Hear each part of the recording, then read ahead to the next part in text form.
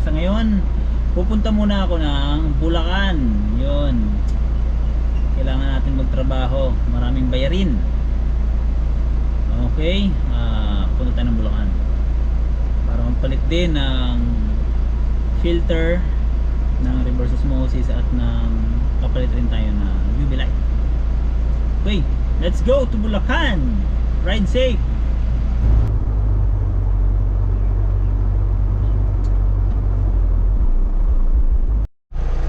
Okay, nandito na tayo. Sa loob na tayo ng subdivision. At umpisa na natin ang ating trabaho. Let's go. Para matapos na.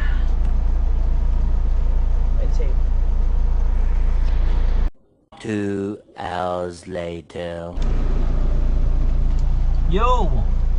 Okay, nandito na tayo sa may kawayan sa Deca Homes.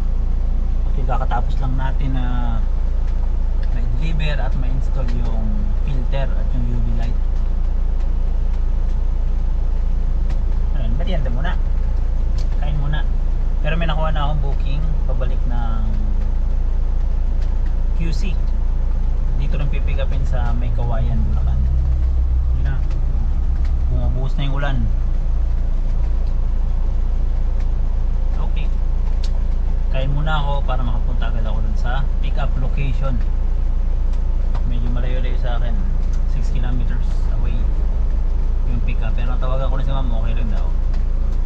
Okay. Ayan, kain muna para biyahe naman tayo pabalik. Drive safe.